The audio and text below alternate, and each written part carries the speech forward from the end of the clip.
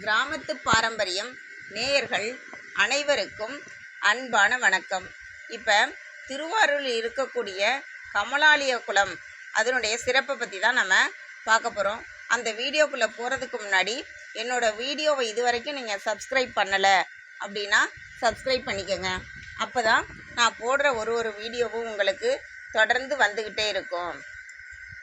கோயில்களில் இருக்கும் குளங்களுக்கு அந்த கோவிலில் இருக்கும் சுவாமிக்கு இணையான மகத்துவம் உண்டு. அதனால்தான் மூர்த்தி ஸ்தலம் தீர்த்தம் என்று கூறுவதை காணலாம்.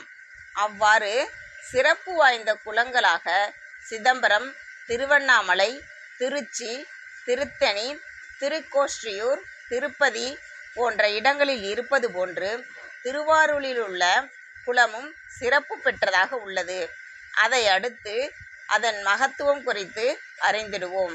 சைவ சமயத்தின் தலைமை பீடமாக கருதப்படுகிற திருவாரூர் தியாகராஜ சுவாமி கோயிலுக்கு சிறப்பு சேர்க்கும் வகையில் கோயிலுக்கு மேற்கு பக்கம் திருவாரூரின் மேற்கு வீதியில் கமலாலய திருக்குளம் அமைந்துள்ளது. லலிதா சகஸ்ரநாமத்தின் வடிவமாக இத்தலத்தின் நாயகி கமலாம்பிகை திகழ்வதன் காரணமாகவே இங்குள்ள தீர்த்தம் கமலாலயம் என்று கூறப்படுகிறது. கமலாலயம் குளத்துக்கு நடுவில் போகாம்பாள் சமேத நாகநாதர் கோயில் அமைந்திருக்கிறது. 3.5 கோடி திருத்தலங்களை கொண்டுள்ள திருவாரூர் கமலாலய குளத்தில் பங்குனி உத்திரத்தன்று நீராடினால் கும்பகோணத்தில் 12 மகாமகம் நீராடிய புண்ணியம் கிடைக்கும் என்பது ஐதீகம். பங்குனி உத்தரத்தில் தியாகராஜரும் ஆடிப்பூரத்தில் மனோன்மணி அம்மையும் இந்த குளத்தில் தீர்த்தவாரி வழங்குகின்றனர். அத்தகைய சிறப்பு வாய்ந்த திருவாரூர் கமலாலயம் 25 ஏக்கர் பரப்பளவில் 64 தீர்த்த கட்டங்களை கொண்டு என்றுமே வற்றாத புண்ணிய தீர்த்தமாக உள்ளது.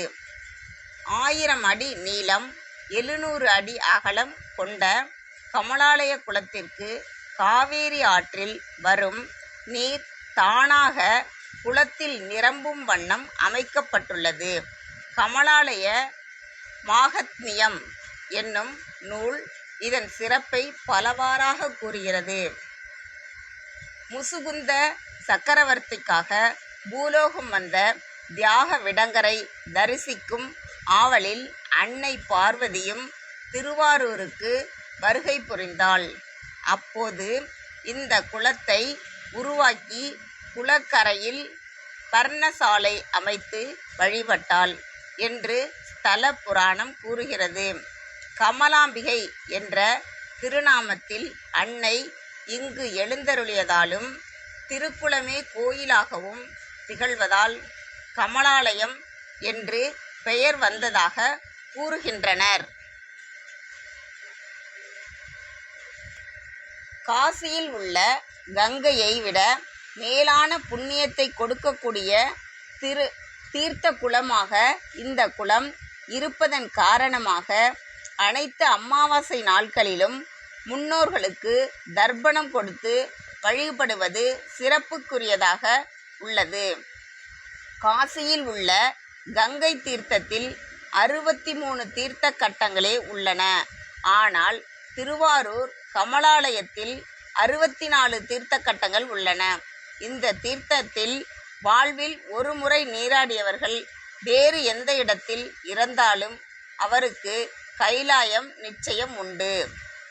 துர்வாசர் சப்த மகரிஷி உள்பட பலர் இந்த குளத்தில் நீராடி பலனடைந்துள்ளனர்.